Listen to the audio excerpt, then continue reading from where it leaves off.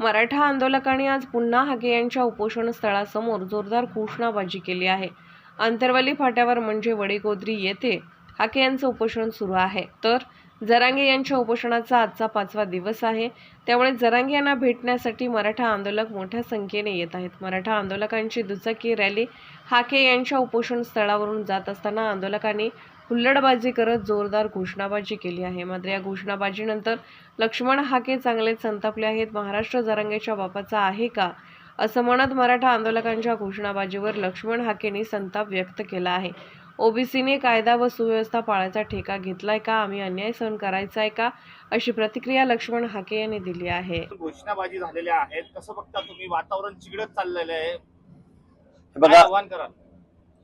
आव्हान बघा, जरांगेंना आणि शासनाला ज्या भाषेमध्ये कळतं त्या भाषेमध्ये इथून पुढे ओबीसी बांधव, भटक्या विमुक्त जाती जमाती जशास तसं उत्तर देतील।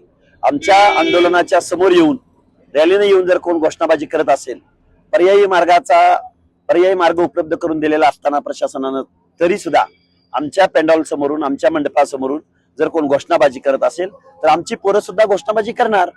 साधं सोपं उत्तर आहे। आता वादविवाद होऊ शकतो, सामाजिक सलोखा बिघडू शकतो किंवा कायदा सुव्यवस्थेचा प्रश्न देखील निर्माण होऊ शकतो। मग ओबीसीने ठेका घेतलाय का कायदा सुव्यवस्था पाळायचा? आणि जरांगेनं अर्बाजच्या भाषेत शिवीगाळ करायची, घोषणाबाजी करायची, घरं जाळायची, झुंडशाही? मग आम्ही काही अन्याय सहन करायचा त्यांचा असं अपेक्षित आहे का मुख्यमंत्र्यांना? आम्ही सुद्धा या महाराष्ट्राच्या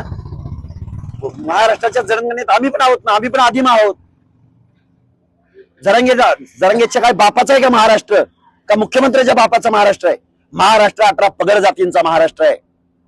त्यामुळं आम्हाला जर इग्नोर करणार असाल, आमची बातच ऐकून घेणार नसाल, आमच्या काय म्हणणं आहे हे जर शासन दुर्लक्ष करणार असेल तर आम्ही जरांगे असो काय, मुख्यमंत्री असो काय, आम्ही जशाच तसं उत्तर इथून पुढच्या कालावधीमध्ये महाराष्ट्रात देणार।